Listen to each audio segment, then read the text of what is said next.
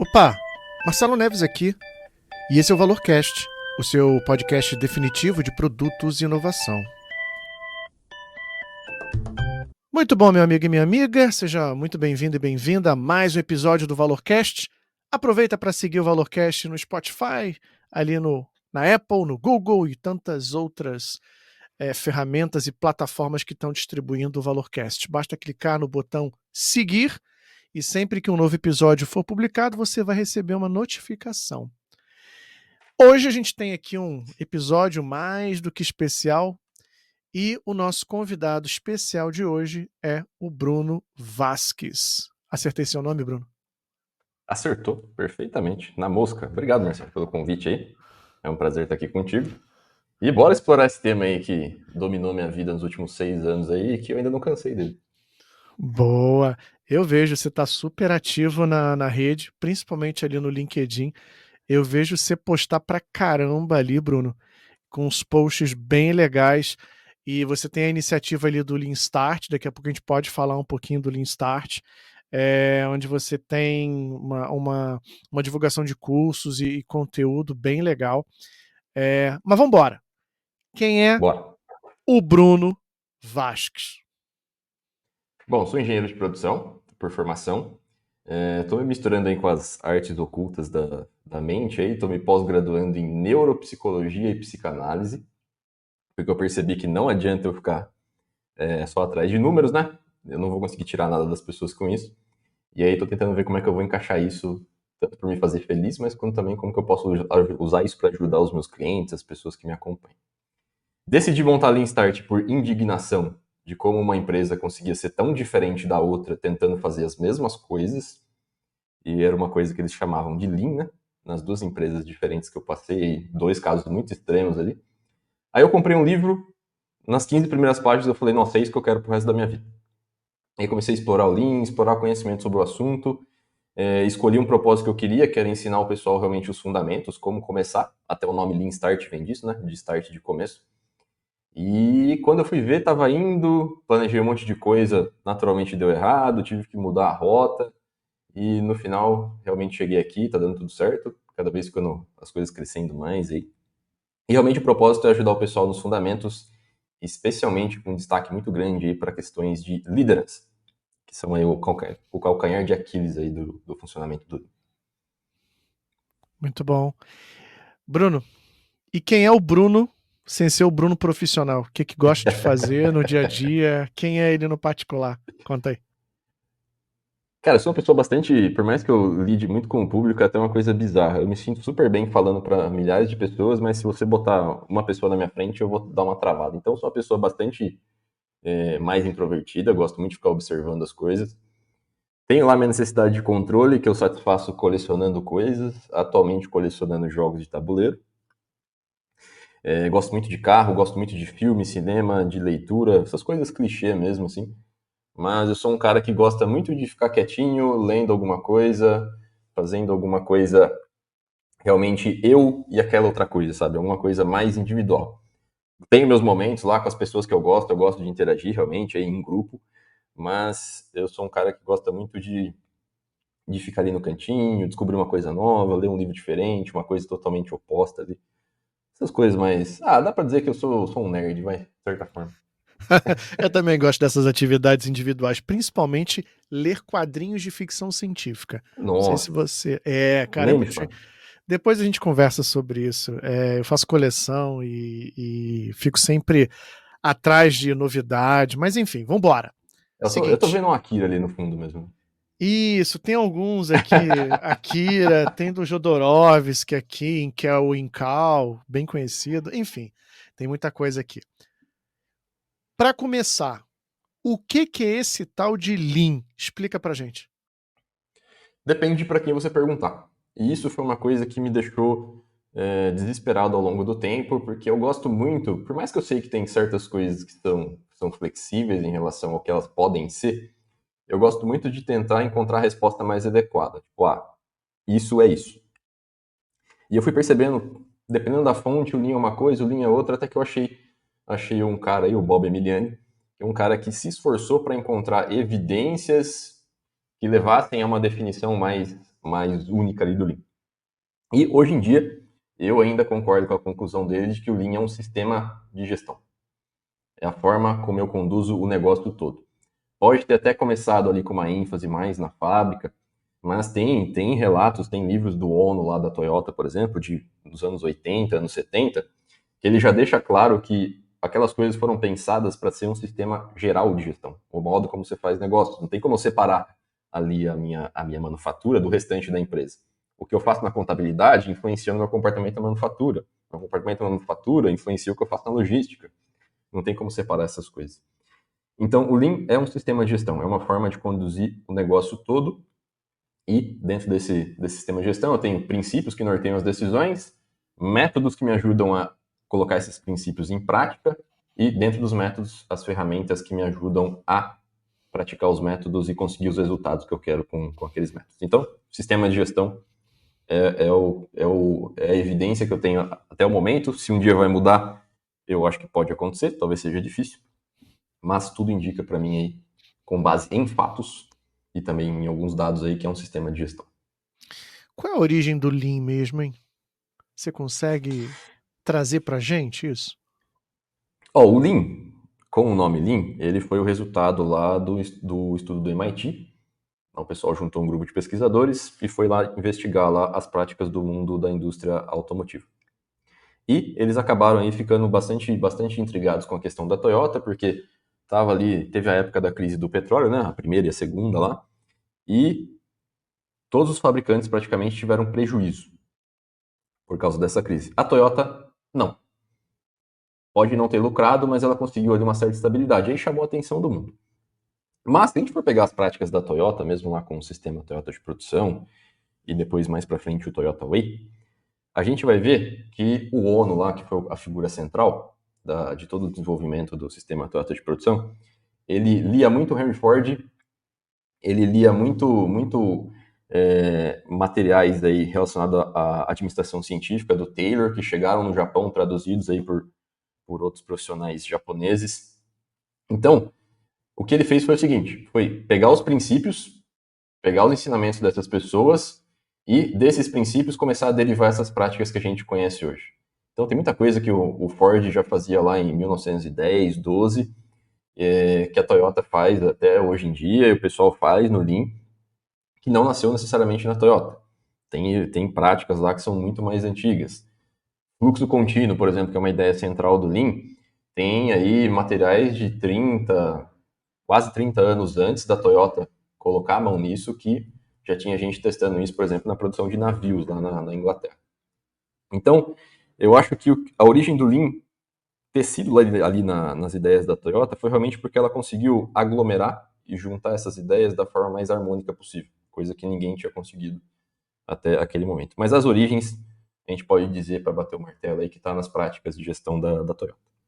Então a gente pode dizer que o TPS bebeu na fonte do Lean. Ao contrário, ou não? Ou o Lean bebeu nas fontes do TPS? Isso. O Lean bebeu nas fontes de TPS. Boa. Só por mesma questão de cronologia mesmo, né? Já que o Lean veio bem depois. Mas bebeu nas fontes de TPS e se perdeu bastante aí. Então eu tento voltar para as origens também. Se eu pudesse chamar o meu Lean que eu ensino de TPS, eu chamava, mas aí não vende, né? É melhor chamar de Lean, né? É melhor chamar do que o pessoal conhece. É verdade. Quando você fala muito de sistema de gestão, você fala dos princípios. Que princípios são esses? E por que eles são tão importantes aí pra gente? E quais são eles, né? E por que a gente tem que ficar atento a eles? Os dois princípios, como sistema de gestão, realmente gerais ali em relação a valores, são a melhoria contínua, que é a tradução livre que o pessoal faz para Kaizen, e o respeito pelas pessoas, o respeito pela humanidade, que significa o seguinte: as decisões que eu vou tomar, elas têm que, se for para beneficiar, elas têm que beneficiar os interesses de todas as partes interessadas no negócio. Então, se eu for tomar uma decisão e ela vai beneficiar o acionista, ela tem que beneficiar também o meu colaborador, o meu cliente, os meus fornecedores e a sociedade ali como um todo ali, até onde a empresa tem alcance. Da mesma forma, se eu for tomar uma decisão que vai gerar alguma coisa ruim, eu tenho que dividir o impacto também, todo mundo tem que abraçar o impacto ali, mas proporcional ao nível de resistência que tem ali, né? O impacto lá que os colaboradores conseguem aguentar numa decisão, uma decisão com consequência negativa é muito menor do que, por exemplo, os acionistas da empresa, por exemplo. Então está muito fundamentado nisso. E a melhoria contínua, que é a ideia de que sempre existe ali uma maneira da gente fazer as coisas da maneira que elas precisam ser feitas, ou seja, de uma forma saudável, né? Sem sacrificar nenhum parâmetro, mas com um custo menor. E aí, naturalmente, o custo na ideia de esforço vai acabar resultando em alguma coisa financeira? Vai. Mensurável ou não? Pode ser que não seja mensurável, pode ser que não dê nem para estimar, tem alguns problemas que a gente não consegue estimar. Mas sempre existe uma forma da gente diminuir o esforço e diminuindo esse esforço a gente ter uma base financeira mais saudável. Seriam esses dois princípios hoje em dia. Bem legal. E a gente começa a falar muito desses princípios dentro do desenvolvimento de produtos digitais, né? Software. Legal? Uhum. Principalmente quando a gente fala de Kaizen. Eu não sei até que ponto você já leu, trabalhou, investigou método Kanban, ah, que fala muito sobre fluxo, que fala muito sobre gargalo, que fala muito sobre eh, boa parte desses conceitos que a gente está falando a nível organizacional. Você já chegou a estudar alguma coisa? Você já chegou a ver alguma coisa de Kanban, de método Kanban, voltado para software, para produtos digitais ou não? Não com a profundidade que eu gostaria, mas minha irmã trabalha com TI, ela é tech lead Bacana. numa empresa. Então ela já está começando a ter que se meter com essas coisas, já conforme a empresa vai crescendo. Mas uma coisa que eu sempre busquei tanto nos meus estudos e conteúdos, era tentar encontrar a lógica por trás das coisas. Então, se eu estou falando de método Kanban no desenvolvimento de software, ou eu estou falando de método Kanban lá na fábrica, o que é que está por trás? Controlar o fluxo. Garantir que o meu fluxo não vai estar entupido, e aí na hora que eu tenho uma demanda importante, eu tenho mais uma fila enorme na frente. Garantir que eu não estou fazendo algo que poderia ser feito depois, ali na frente, é controle de fluxo. E as mesmas leis lá, lei de Little, Kingman, lá dos gargalos, que vai afetar o fluxo de produção de software, vai afetar o meu fluxo de produção de carro, de geladeira, meu fluxo de atendimento ao cliente. O que pode acontecer, que eu sinto aí, é que, de novo, o pessoal acaba pega os aspectos técnicos, muito foco nos aspectos técnicos e deixa de fora os aspectos psicológicos ali, e esquece de levar que eles não estão, às vezes, controlando uma produção de fábrica, né? Não é uma coisa tão padronizável, às vezes, e as dificuldades acabam sendo um pouquinho diferentes. Mas o que está por trás aí é a essência. E isso é uma das coisas que me ajuda. Me ajuda a entender, se eu precisar dar um pitaquinho aqui em outra área, não vai ser tão difícil do pessoal me explicar e eu conseguir entender um pouquinho do que eles querem me dizer. Mas eu vejo que o Kanban tem uma certa polêmica aí do pessoal, fica brigando entre Kanban e Scrum, se o Kanban ainda vale para alguma coisa, se é para parar com o Kanban e só fazer a gestão de métricas de fluxo, se tem que usar quadros se não tem, se tem que fazer conta se não tem. Eu sei que vocês estão brigando aí por algumas coisas aí meio complicadas. É, é interessante porque aí, vamos lá, deixa eu te trazer um pouco do que acontece nas trincheiras, né? Muitas empresas acabam achando que trabalhar com Kanban, com método Kanban, ou seja, olhar o fluxo, olhar ali os gargalos, trabalhar em cima dos gargalos. Em contrapartida, a gente tem o Scrum, que tem um início e fim bem delimitados, né, daqueles pequenos ciclos curtos de desenvolvimento do produto digital. Algumas empresas chegam a alegar assim: eu prefiro trabalhar com Scrum. E aí, quando você vai descobrir o porquê, e você pergunta, por exemplo, para um gerente, ele vai te dizer o seguinte: não, poxa, é porque eu sei exatamente quando eu vou começar e eu sei que eu vou ter um fim, eu vou ter, sei lá, no final de 2 semanas, ou 3 semanas, ou 4 semanas, seja lá quantas semanas são, eu vou fazer um ponto de controle e vou verificar se a pessoa ou se o time conseguiu entregar ou não. Então, eu vejo muito mais o framework Scrum sendo adotado como mecanismo de controle, porque tem início e fim muito bem delimitados desses pequenos ciclos de desenvolvimento, do que um Kanban, do que um método Kanban, que você vê muito gerente falar assim, isso aqui me deixa muito solto, meu time fica muito solto. Não sei se você já escutou esse tipo de comentário. Tem bastante essa questão, né, da previsibilidade, só que o pessoal acaba deixando de lado a questão de que, no fundo, a gente quer ser adaptável. Uma Sim. das coisas mais maravilhosas do Kanban em si, na fábrica, é que eu não fico tão dependente ali absurdamente de um planejamento central, lá do controle da produção, e se mudar alguma coisa na demanda ali, ó, eu vou lá na produção e tiro o cartão. Tiro 2 cartões, diminuo, ou precisa aumentar, eu aumento 2 cartões. É justamente dar uma pequena enrijecida para ser flexível. E aí, nesse problema que você falou, você vê que o pessoal trocou o método ou a prática, mas não virou a chave na cabeça. Ele está pegando ali, é um exemplo grotesco que eu sempre dou. A chave de fenda eu posso usar para consertar uma coisa ou matar alguém na rua. A chave de fenda em si, ela é inocente, ela foi feita para consertar as coisas.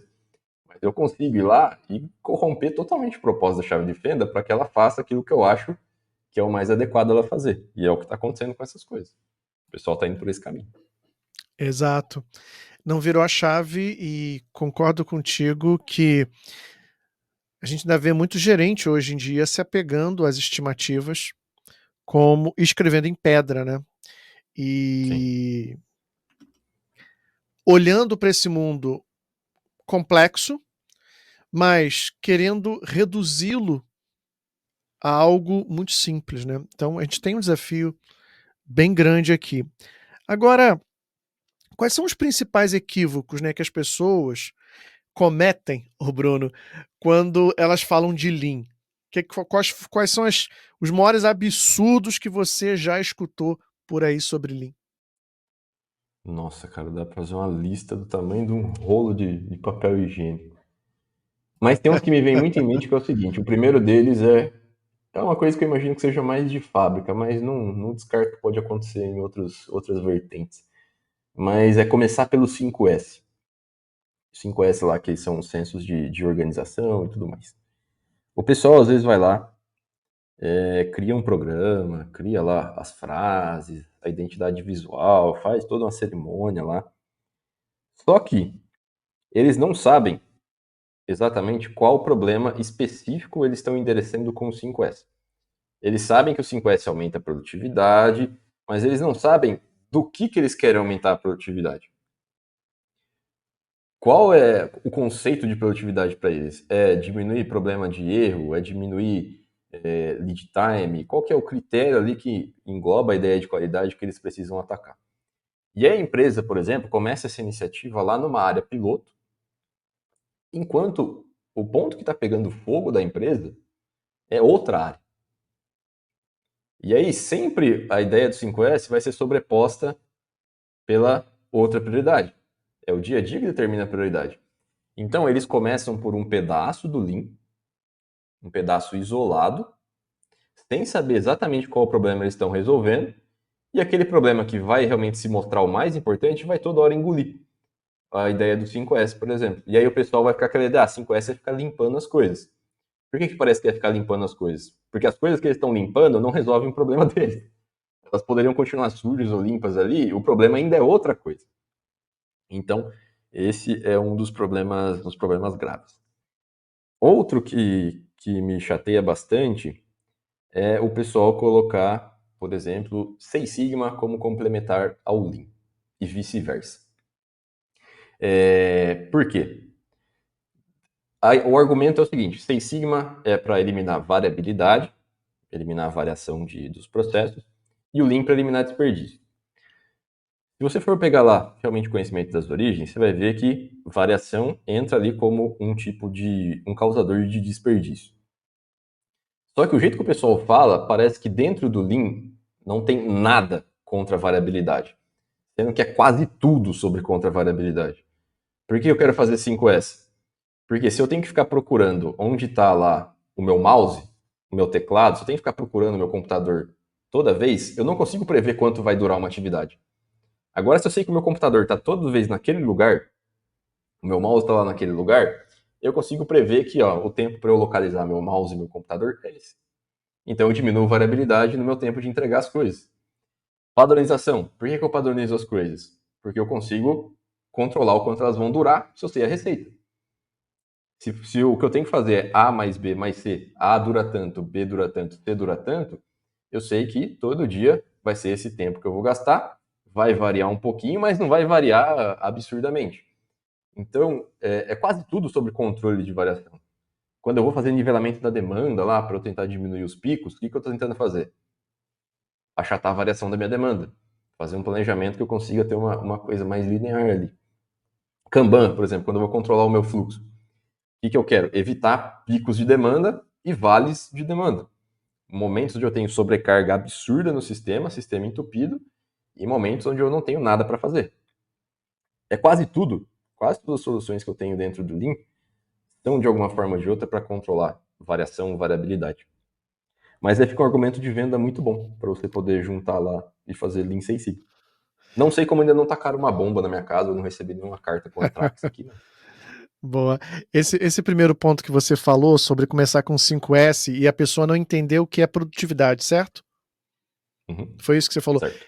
Isso é interessante porque, por exemplo, quando a gente está falando de desenvolvimento de produto, de software, produto digital, é muito comum você ter ali o gerente falando assim, não, vamos embora, a gente precisa desenvolver mais funcionalidades. É isso que é produtividade para a gente. Mas o cara não, mas o cara esquece que e não mede e não dá a devida atenção à quantidade de bugs que está aumentando com esse desenvolvimento. Ou seja, a água está escorrendo, né? Tá vazando por um outro lugar, então ele não está conseguindo enxergar isso, né? Então, para ele, a produtividade é muitas vezes só gerar novas funcionalidades. Não tem exatamente o porquê, né? Por Exato. que eu quero gerar novas funcionalidades? Exato. Realmente eu preciso gerar novas funcionalidades? Agora? Exato. Inclusive, Bruno, uma das discussões dentro de produtos digitais é justamente essa. É a gente sair do paradigma de feature factory, né? Fábrica de funcionalidades, onde o nosso objetivo é entregar cada vez mais funcionalidades. Não, pelo contrário.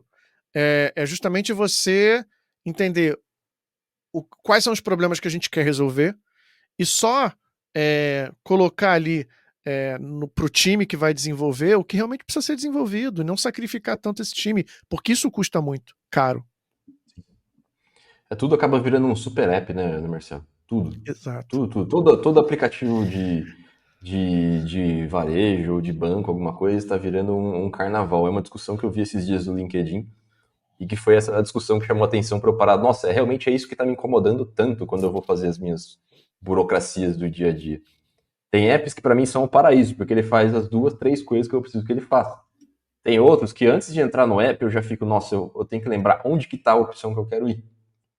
E às vezes eu não preciso daquilo e a tendência que eu estou vendo, pelo menos em mim, é ao invés de usar menos apps, usar mais apps, mas que são apps específicos para aquilo que eu preciso. Um que faz bem o que eu preciso, ao invés de um que faz meia boca um monte de coisa que eu preciso ali. Exato. O exemplo clássico disso é o Microsoft Office. Qual o percentual de funcionalidades que você usa do Word, do Excel? 1%? Quase nada. Talvez nem Quase isso. nada. Quase nada. Né? A interface está ficando cada vez mais polida, mais abas. Agora entra o autopilot, que pode ser uma coisa boa, realmente, mas a tendência sempre é avançar. Tanto que eu voltei, quando eu fui pro Mac mesmo, eu praticamente só uso o Office quando eu sou obrigado para processar algum arquivo que alguém me mandou. Mas eu fico lá e tô começando a ficar com medo das coisas da Apple, por exemplo, começarem a ficar complicadas. Eu percebo isso, eu tô no Mac também. Uso Office 365 à força, quando alguém me ameaça. Sim. E, e no Apple eu percebo que a complexidade está chegando lá, né? Aquela Tô ficando simplicidade. preocupado. A gente está perdendo isso. Vamos lá, tem uma frase aqui que eu peguei dos teus posts e eu queria trazer para aqui para o nosso bate-papo. É o seguinte: feedback é uma forma de dizer para uma pessoa como ela está se saindo em tentar fazer o que você pede, dentro das regras que você e outros acima de você criaram e que moldam a interação dela e a sua com as outras pessoas. E aí, vale a pena esse feedback?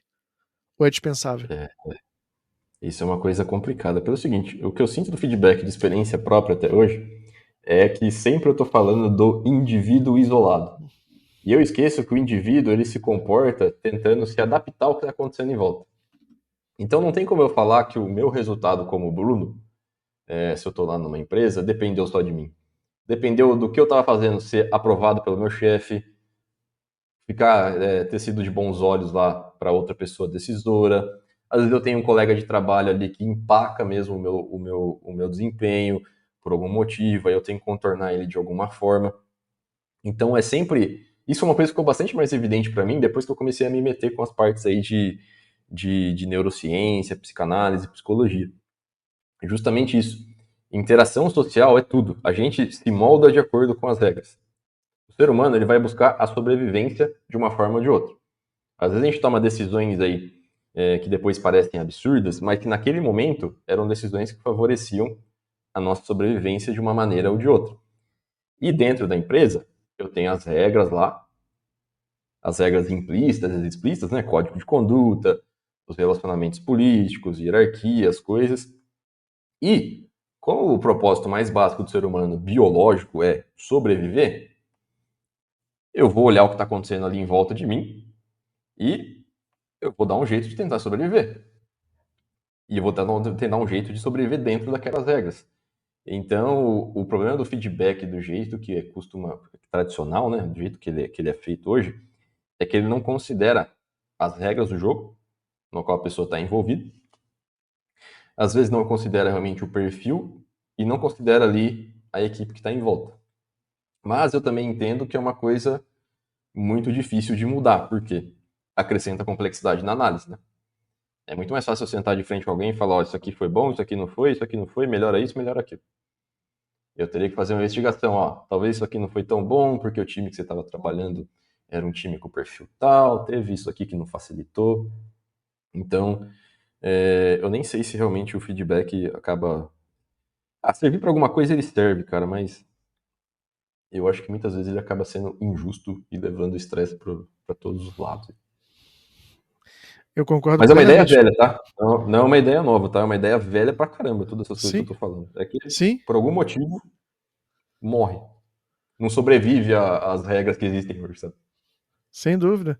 Eu já escutei muito, eu já li muitos artigos científicos falando sobre a, a, a, o valor real de um feedback, né, em que uma pessoa dá feedback para outra. Essa questão eu tenho estudado muito também, tá aqui, ó, neurociência. As neurociências. Sou entusiasta das neurociências, gosto bastante, e eu percebo que é exatamente isso. A gente está sempre procurando perpetuar a nossa vida, modo sobrevivência ligado, e você está sempre se ajustando. E o Sim, quanto desse mecanismo de sobrevivência afeta o feedback que a gente dá para outros, né? Por exemplo, sim. quem é que realmente chegaria e diria assim pro seu líder, cara, tu não é um bom líder por causa Sim. disso e daquilo. O cara determina a sua sobrevivência, né? Que a sobrevivência, ela acaba se manifestando de várias formas. Por exemplo, perder o emprego é uma coisa que ameaça a sobrevivência, porque vai gerar perda de renda, pode gerar alguma dificuldade de se socializar, né? Você perder algumas amizades, isso fecha portas, leva você talvez a um certo isolamento, aí tira suas condições básicas de vida. Então, são coisas que se manifestam. E o seu gestor lá, querendo ou não, né? Ele meio que tem um poder sobre a sua sobrevivência ali no restante da sua vida. Claro, você pode não enxergar todo esse horizonte catastrófico, né, desse efeito dominó, que às vezes a gente está distraído ou não tem tempo, igual esses caras, igual eu, assim, para ficar pensando nessas coisas. Mas, às vezes até o gestor, por exemplo, quando ele tenta te sabotar, é porque ele não sabe outra forma de garantir a sobrevivência dele. No fundo, é aquela coisa, né, de boas intenções o inferno tá cheio. No fundo, todo mundo faz as Exato. coisas com boas intenções em relação a si mesmo. Só que o efeito é sistêmico, né? A gente não tá isolado nas coisas. Exato. Eu achei interessante porque teve uma vez que você comentou assim, é, Lean é uma vaca. Foi isso que você falou, não foi? Foi, Explica foi uma das esse aulas recentes. negócio aí. Explica o que que é isso aí. Quer dizer que Lean não é framework, não é metodologia. Lean é uma vaca. O que que É uma significa? vaca. Conta aí Isso pra aí eu gente. usei como uma metáfora para a primeira aula de um curso gratuito, que era relacionado a realmente explicar o que é o bendito do Lean. E uma das analogias que eu tava, na hora que eu estava caçando, como que eu ia explicar o que é o Lean, uma das analogias que eu achei para explicar sistemas, já que o Lean é um sistema de gestão, é uma das propriedades dos sistemas. Então, quando existe basicamente duas coisas, ou uma coisa é uma coleção de coisas ali, um agrupado de coisas, ou ela é um sistema. Por exemplo, a areia. Eu tenho lá um castelo de areia. Se eu destruir o castelo de areia, se eu fizer o buraco na terra, ainda é areia. Então, se eu adicionar ou remover coisas ali daquele monte ali de areia, ainda continua sendo areia. Agora a vaca, se eu tentar tirar um pedaço da vaca, cortar ela no meio, ela não funciona mais como uma vaca. Ela perde o funcionamento. E sistemas têm essas características. E foi justamente para explicar essa questão de, por exemplo, pegar os 5S separado, ou tentar pegar só o Kanban, pegar só isso, só aquilo. É a mesma coisa que eu pegar lá a vaca, cortar a vaca no meio e achar que a vaca vai funcionar. Funcionar como vaca. A minha intenção era fazer, ela vai virar um monte de carne lá. E aí eu falei, nossa, eu tenho aqui uma oportunidade de chamar a atenção do pessoal com isso, né? O pessoal já sabe que eu sou meio doido, que eu gosto de fazer umas comparações bizarras. Mas na hora que eu vi essa da vaca, eu falei, meu Deus, o Lean é uma vaca. Eu preciso falar isso pro pessoal. Mas é para explicar uma das propriedades de sistemas aí. E outro exemplo seria, por exemplo, né, se eu adicionar ou retirar partes do sistema, eu tenho esses efeitos catastróficos. Então, por exemplo, se eu tiver lá uma jarra de leite e eu dividir o leite em 2 copos, eu só tenho 2 quantidades menores de leite. Eu ainda tenho leite. Essencialmente é leite. E aí vem justamente o contra-exemplo da vaca. Se eu serrar a vaca no meio, eu não tenho 2 vacas. Eu tenho um monte de carne amontoado lá que perdeu o seu funcionamento. E aí foi uma analogia legal e eu acho que eu vou acabar usando ela aí até eu achar uma pior, entre aspas. Tá ótimo. Eu tenho percebido, assim, é, eu tenho percebido que, assim, quando a gente fala, você fala muito de que Lean é um sistema de gestão, né? E eu vejo que poucos gerentes conseguem desenvolver essa visão de fluxo, de olhar que uma organização, uma companhia, é um punhado de fluxos. Não Uhum. sei se você concorda comigo de que as pessoas têm essa dificuldade de visualizar isso, certo? O É que uma que questão você também, acha? Marcelo, muito de formação. Por exemplo, na faculdade. Eu não sei como é que tá hoje porque eu saí da minha faz um tempo.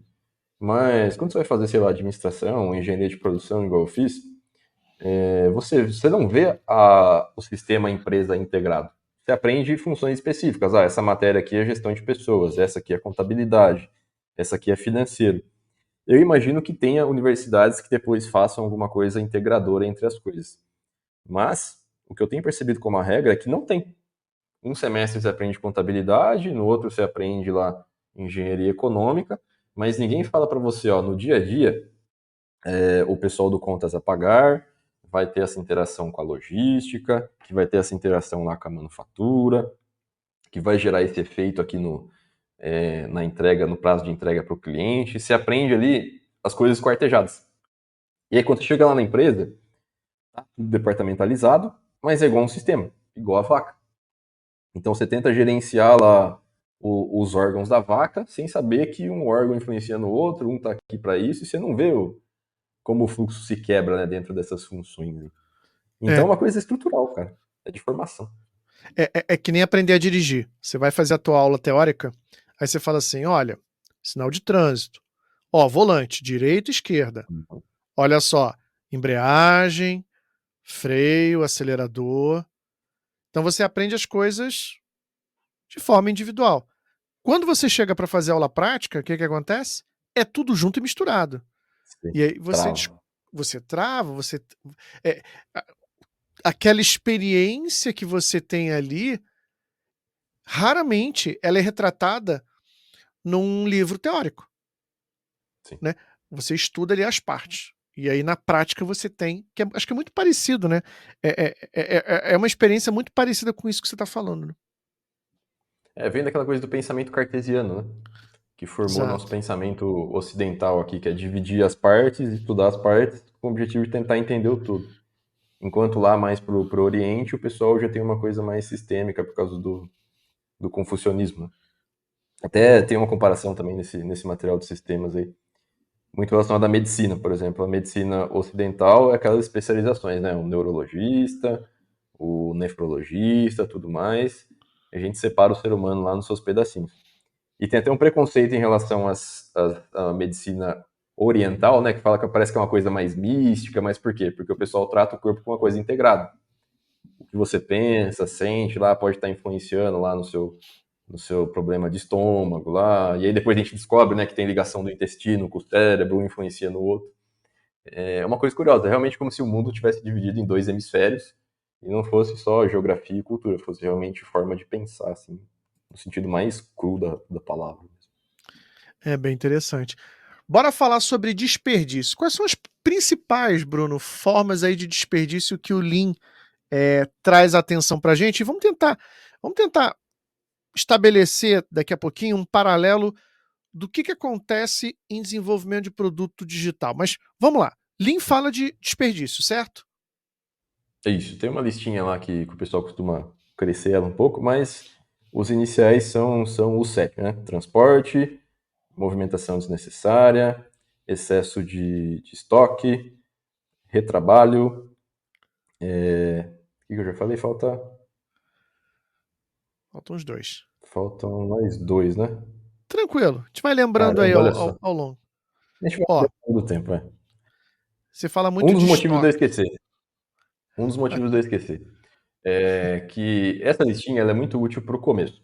Mas o ideal é que chegue um ponto onde você vire uma chave, onde você comece a entender desperdício como, no geral, qualquer tipo de atividade que não transforma aquilo que você está trabalhando dentro do fluxo em alguma coisa que é do interesse do seu cliente. Então, por que a gente fala geralmente transporte não agrega valor? Porque se o meu cliente veio comprar um carro, eu levar as peças do carro de um lugar para o outro não faz aquelas peças virarem um carro. Então, transportar as peças não muda o estado daquilo que eu estou trabalhando no meu fluxo para algo que o cliente quer. Agora, no momento que eu monto o motor na transmissão, eu estou fazendo um movimento que transforma aqueles itens que eu tenho em algo que é a expectativa do cliente, que é ter ali um sistema de tração no carro. Então, a listinha costuma fugir mesmo. Muito por causa disso. E eu estou tentando ensinar isso daí também, para o pessoal ver se eles conseguem usar a listinha no começo ali, mas ir se desprendendo dela aos pouquinhos. E que faz todo sentido. Quando você está desenvolvendo, por exemplo, um produto digital, existe aquelas empresas ou aqueles gerentes POs megalomaníacos que adoram ficar criando o seu estoque, né, de funcionalidade, o Sim. seu backlog, com uma série com 100, 200, 300, beleza. Olha que interessante. Estoque, desperdício. Aí trazendo o conceito de que tudo aquilo que não agrega, né, pro valor final, é interessante a gente começar a desenvolver. Poxa, espera aí, eu estou agora fazendo a especificação de uma funcionalidade que daqui a pouco o meu cliente diz assim, cara, joga fora, não preciso mais, desperdício, né? Então a listinha é um bom ponto de partida, mas o gerente precisa começar a desenvolver essa visão mais apurada e ir além dessa listinha, né, para identificar desperdícios, né? É começar a ir de trás para frente mesmo. O que o cliente espera disso daqui? Então aí eu vou conferir todas as interações que eu tenho no meu fluxo, né, que aproximam os meus trabalhos disso daqui, que transformam, por exemplo, código na funcionalidade. O que não ajuda a converter código na funcionalidade, eu posso aí suspeitar que vai ser alguma espécie de desperdício. É que tem muito desperdício, Marcelo, que não dá para a gente tirar fora. Por exemplo, gestão. Gestão é uma atividade que não agrega valor para o meu cliente, a não ser que o meu produto seja gestão. Se o meu cliente veio Perfeito. buscar serviço de gestão, beleza, então gestão agregaria valor para ele. É sempre do ponto de vista do cliente, a gente nunca pode esquecer disso. Exato. Mas eu tenho que fazer uma certa quantidade de gestão, por menor que seja. Não tem como deixar as coisas rolarem numa anarquia completa ali. Então, tem muitas coisas que a gente realmente não consegue evitar. Perfeito. A própria gestão do produto digital, ela é necessária para que a gente possa fazer as entregas das funcionalidades, resolver os problemas do usuário, do cliente. Porém, do ponto de vista do usuário, ele quer o quê? Ele quer o produto para resolver os problemas dele Exatamente. e todo o resto, para ele, talvez ele não veja tanto valor assim. A Agora, gestão em si, ela vai agregar valor geralmente internamente. Para quem que ela agrega valor? Para o gestor, que ele vai conseguir perfeito, reportar o resultado para quem está acima dele. Então, gestão para ele agrega valor. É uma perfeito, questão cheia de camadas, né, cara? É um negócio sensacional. meio complexo.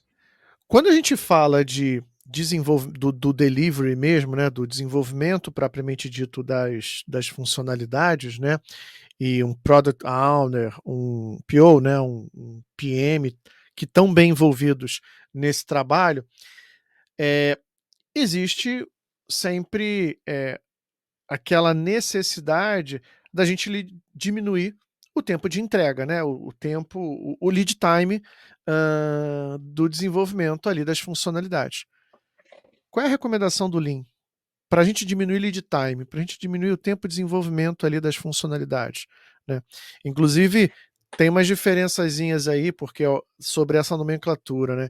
Tem gente que usa lead time, client lead time, por exemplo, dentro do método Kanban, a gente usa o lead time desde o ponto de comprometimento, que o time ali se compromete com aquela funcionalidade até ele entregar aquela funcionalidade.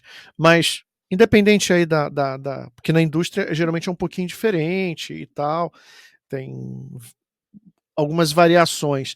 Mas o que pode ser feito para a gente diminuir lead time, tempo de entrega ali das funcionalidades de um produto?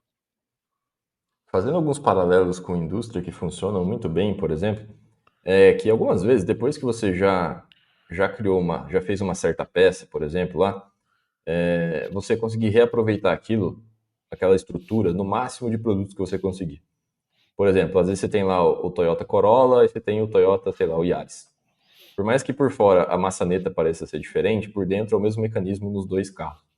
Então, às vezes você tem uma funcionalidade ali, uma biblioteca básica, alguma coisa, uma função que você usou para desenvolver alguma coisa no aplicativo, que ela pode ser versátil o suficiente para ser base para outras coisas que você vai desenvolver. Então, entra um pouquinho na padronização. Então, quanto mais você conseguir ali compartilhar componentes, né, usando um termo de fábrica, melhor.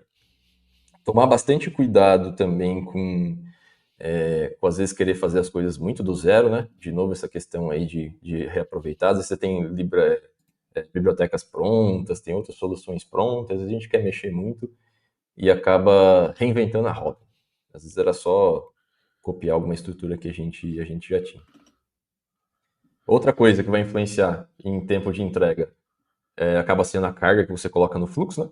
Quanto mais trabalho você tem dentro do fluxo lá, se for trabalho desnecessário, vai estar ocupando slot de tempo lá de trabalho realmente necessário. Então tem muito gargalo, muito lead time que é cumprido por decisões de gestão.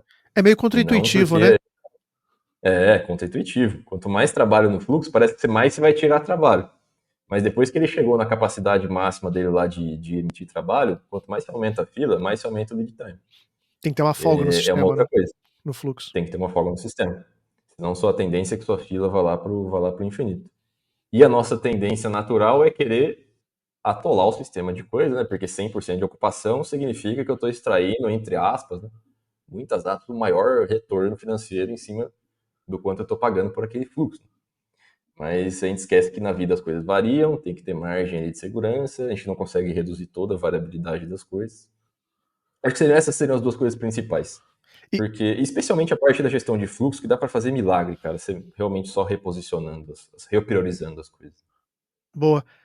Para quem está escutando a gente, para quem está escutando fluxo, né, ali as etapas do desenvolvimento do produto, faz sentido para a gente diminuir o lead time, tempo ali da gente do time entregar as funcionalidades. Faz sentido o time, o PO, o gerente de produto, o Product Owner, dedicar um tempo para diminuir o lote, né, o lote O tamanho do lote de trabalho ali? Faz sentido? Isso contribui para a diminuição do lead time? Contribui também porque quanto maior o lote, se a gente for ver, maior o risco de, se no meio do caminho aquela funcionalidade não for mais necessária, você já tem um trabalho muito grande dela em andamento. Aí entra um pouquinho na questão do paralelo com o Scrum, né, dos pequenos ciclos. Por que eu faço pequenos ciclos? Para não arriscar excesso de trabalho em um ambiente que eu não tenho exatamente certeza perfeita do que eu deveria estar desenvolvendo. E às vezes não é nem por falta de, não é porque é uma coisa muito inovadora, mas porque é a velocidade que muda a necessidade do cliente. Perfeito. Então, quando eu diminuo o lote, eu diminuo a margem de estar trabalhando numa quantidade muito grande de coisas que não vão ser necessárias daqui, sei lá, um mês. E aí eu consigo cortar ali. É exatamente igual ao excesso de estoque na indústria. Se eu consigo produzir um pouquinho de cada produto que eu preciso ali, de acordo com o meu planejamento, é menos arriscado do que eu ficar produzindo um produto só lá e torcendo para a demanda não mudar. De repente, eu ficar com aquele estoque de coisa enorme. Isso faz muito sentido quando a gente tem uma funcionalidade muito grande, a gente fatiar essa funcionalidade. Sim. E aí a gente trabalha com lotes menores. Ou seja, não é só uma estratégia para diminuir lead time, mas é uma estratégia também de mitigação de risco. Sim, perfeitamente mitigação de risco. Eu não comprometo ali recurso, tempo, esforço. Eu vou realmente testando, né? Testando a profundidade com um pezinho de cada vez ali, né?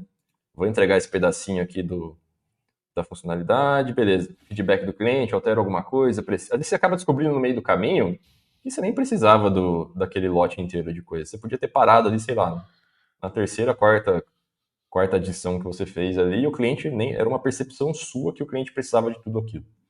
Então é mitigação de risco mesmo. E ajuda a desentupir o fluxo. Bem interessante. A gente vem falando muito, dentro da área de produtos digitais, de que uma das preocupações do gerente de produto, do Product Owner, é ele ter na mão dele métricas de eficiência, métricas de processo. Tá? Então a gente vem falando muito sobre lead time, a vazão. Que outras métricas hoje uma pessoa que trabalha ali com processo, métricas básicas, ela deve estar atenta? Eu acho que já complementando aí lead time e vazão, não pode faltar o WIP, né? Quantas atividades eu tenho em andamento ali, as minhas janelas. Eu acho que falta a gente incluir alguma coisa que seja mais qualitativa. Porque, por exemplo, eu posso estar dando vazão em um monte de coisa que não funciona. Então tem que tomar muito, ou não faz aquilo que era para estar fazendo. Então tem que tomar muito cuidado só com essas métricas muito quantitativas, né? Claro que parece que é óbvio que o cara vai ter lá etapas de teste, tá dentro do desenvolvimento, antes dele considerar alguma coisa como feita, né, como dono lá. Mas tem que ter uma métrica isoladamente, assim, nunca costuma dar muito bom. Tem que sempre ter uma coisa, porque eu ficar tirando lá produto que não funciona é a mesma coisa que eu não tirar produto nenhum. É até pior porque eu gastei tempo tirando um produto que não funciona. Então tem que ter ali um vigia da meta, né? Um vigia da meta quantitativa. Beleza, está medindo aí vazão, ótimo, está saindo 5, 10 funcionalidades por período. Mas são funcionalidades que deveriam ser feitas? Estão saindo realmente funcionando? Então tem que ter um critério mais qualitativo. Eu defendo muito isso que você falou. Cuidado de você utilizar métricas isoladamente e principalmente métricas sem contexto. Sim, nossa, é terrível. Porque vamos Terrível. supor que você você está mensurando a a tua vazão semanal. Então você tem ali uma vazão de, sei lá, 2 funcionalidades por semana. Poxa, bacana, teu time está ali, de repente ele passa ali 2 semanas sem entregar nada. Então você precisa primeiro entender o contexto no qual esse time está inserido, o que aconteceu, quais são as informações para você poder criar ali uma interpretação e, consequentemente, gerar um plano de ação. A métrica tem que ser um alerta, né? Ela tem que ser um alerta de, opa, tá acontecendo isso aqui de diferente daquilo que eu gostaria, do previsto, né? Da minha hipótese. Ela tem que ser um alerta para realmente ir atrás da causa, né? A métrica é como se fosse um sintoma. Uma coisa que eu tento ali para ser um alerta para mim. Mas tem gente que leva a métrica como o objetivo em si. E aí Exato. fica a métrica pela métrica. Dane-se o contexto, a métrica era entregar X. E aí a gente sabe o que acontece. É que pensar dá trabalho, né? Porque você tem que pegar a métrica, você tem que analisar o resultado, você tem que interpretar, tudo isso dá trabalho. E muitas vezes você vê pessoas que, é como você falou, usam a métrica como fim. É como utilizar metodologias e frameworks de Sim. desenvolvimento de software como fim, como uma coisa mais importante. Não, resolver os problemas da pessoa usuária é a coisa mais importante, né? Você fala muito de Kaizen, né? Kaizen tem uma conotação de pequenas mudanças, em contrapartida a Kaikaku, de grandes ou mudanças radicais? Exatamente. A ideia é que realmente essas pequenas mudanças, lá na frente, elas acabem representando uma grande mudança. Realmente ali do efeito cumulativo. E a gente tem aquela questão do Kaikaku, tem os efeitos colaterais, né? Geralmente grandes mudanças geram um distúrbio muito grande, desestabiliza relações ali entre as equipes, tem um esforço muito estressante. Eu acho que o desafio do Kaizen está em alinhar o pessoal na mesma direção para que lá na frente aquilo realmente, quando juntar tudo, faça uma diferença grande. Porque no Kaikaku é muito mais fácil você estar direcionado, né? O objetivo é fazer a destruição aqui nesse negócio e criar isso.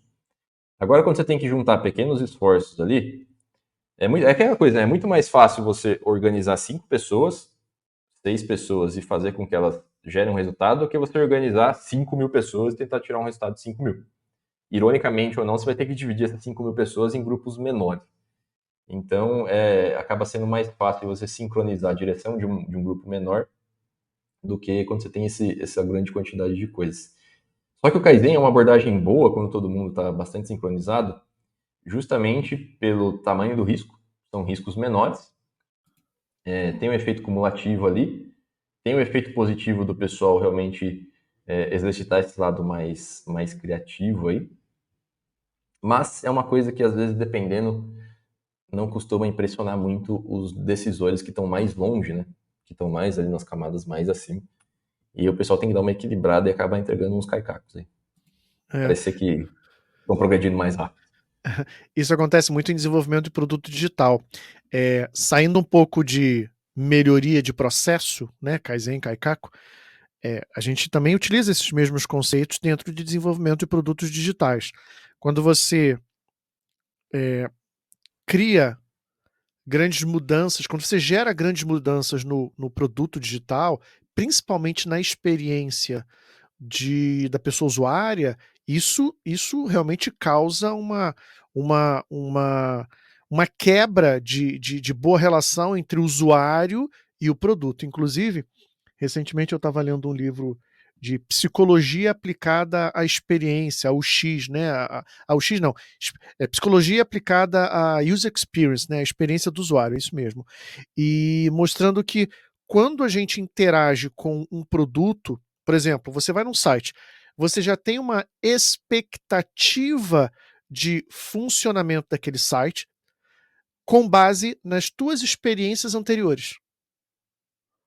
Então, quando você gera uma grande mudança de uma vez só, quando você faz uma mudança radical, um caicaco, num produto digital, você cria essa quebra de boa relação do usuário com o produto.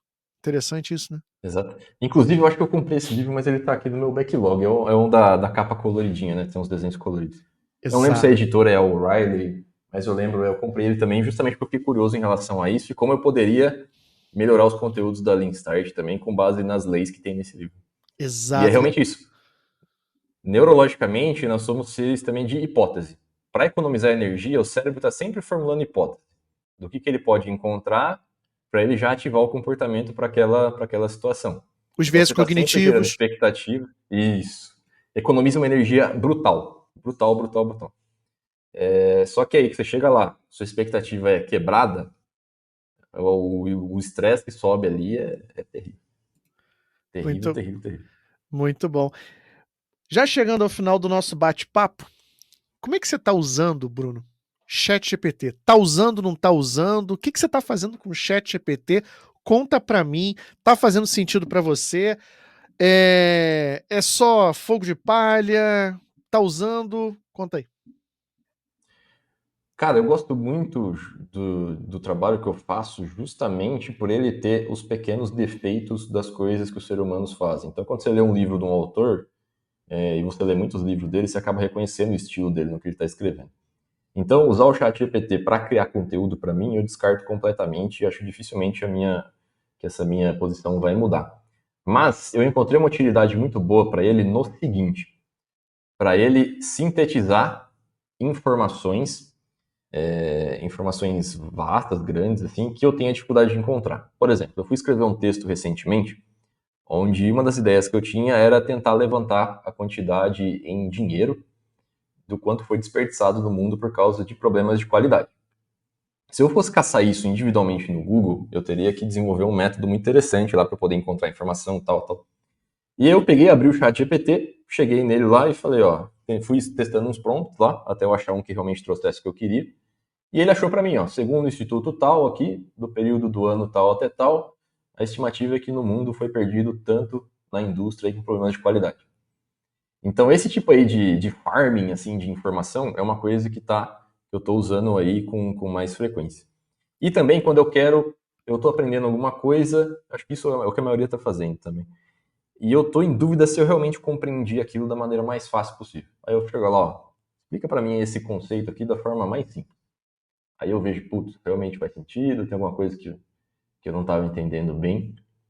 Mas eu vejo utilidade sim, não é fogo de palha, mas eu acho que o pessoal talvez esteja usando com o foco errado. Usando realmente com o foco errado. Substituindo coisas ali que são mais gostosas quando a gente faz. Que tem os defeitinhos ali do ser humano. É aquela coisa, né? Usar como uma ferramenta que amplie aquilo que a gente não consegue fazer tão bem. Assim. Mas não substituir as coisas que a gente faz bem. Bacana, muito bom. Legal, muito bom papo. Bruno, chegando aos finalmente, para uma empresa, seja na indústria, seja no desenvolvimento de produtos digitais, o que você diria para essa pessoa que quer começar a usar o Lean no dia a dia? Isso está surgindo bastante de umas conversas que eu estou tendo com alguns companheiros de profissão, que estão sendo conversas muito boas. Talvez não no ritmo que eu gostaria, por causa do tanto de coisa que eu estou fazendo, então às vezes eu demoro um pouco para responder. Mas o que eu estou percebendo com troca de conhecimento com eles é o seguinte: muitas empresas contratam consultoria para fazer o Lean, para tentar começar as práticas do Lean, mas eles não têm fundamentos básicos nem de gestão. Não tem lá um mínimo de indicadores, não tem um mínimo de uma rotina lá de conversar no começo do dia de trabalho, para ver o que aconteceu no dia anterior, o que está planejado para o dia de hoje, para o dia seguinte, para a semana, não tem o esqueleto da coisa. Então, para a empresa que quer começar a praticar o Lean, dá um foco maior nesse primeiro esqueleto. Cria uma rotina de gestão básica. Ó, todo dia a gente vai conversar aqui no começo do dia, 15 minutos, e a gente vai anotar o que a gente tem para entregar hoje, o que deu errado ontem, e o que a gente pode fazer para tentar consertar o de ontem. E se acostumar com esses pequenos aí, é até preocupante usar o termo, né, rituais, porque o pessoal tem brigado bastante com as questões de rituais do Scrum, rituais de outras coisas. Mas essas pequenas rotinas, né, essas pequenos controlezinhos ali que não são prejudiciais, que estão interessantes, já fazem um efeito bom, se for com as intenções corretas, para depois começar a pensar ali nas coisas mais refinadas. Tem muito mato alto ainda, Marcelo, nas empresas. Muita, Sen- muita ponta solta. Sensacional. Bruno, cara, muito obrigado pela tua participação aqui no ValorCast.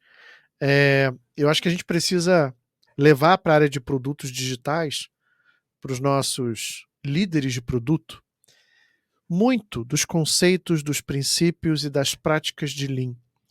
Eu vejo que se gestão de produto começar a beber muito nessa fonte, olhar desperdício, por exemplo, desenvolvendo o líder de produto esse olhar mais apurado do que é desperdício, que está ali do lado do time de desenvolvimento. Ter nas mãos métricas de processo, a gente vem falando muito sobre isso, e não achar que isso é papel do agilista, por exemplo, dentro do mundo de desenvolvimento de software, existe esse conceito, não, quem vai coletar as métricas é o Scrum Master, e a gente está vendo uma redução de contratação de Scrum Master nas empresas. Então, o PO, o líder de produto, está tendo que fazer essa atividade. Então, queria te agradecer bastante por esse bate-papo aqui muito legal sobre Lean. Muito bom, cara. Muito Cara, obrigado foi mesmo. um convite surpresa, porque eu fiquei muito feliz quando eu recebi. Legal. Porque eu gosto muito de bater um papo com o pessoal que teoricamente é de outras áreas, mas que no fundo lá o esqueleto do problema que todo mundo tem na empresa é o mesmo, né? A questão do fluxo, do que Exato. fazer, o que não fazer. E geralmente, como são conversas ali que parecem que estão de setores tão distintos, é justamente de onde a gente consegue tirar as melhores ideias. Porque não tem os vícios, né? Se eu conversar com alguém de indústria, vai se juntar os meus vícios de indústria com os vícios da pessoa de indústria, e às vezes não sai nada. E Exato. geralmente quando eu dou esses saltos assim, eu aprendo muito, tenho a chance de ensinar algumas coisas, então fico muito feliz com esses convites aí. Foi um prazer. Foi um prazer. Muito bom. Chegamos ao fim de mais um episódio. Espero que você tenha gostado. Aproveita para seguir o ValorCast e até a próxima.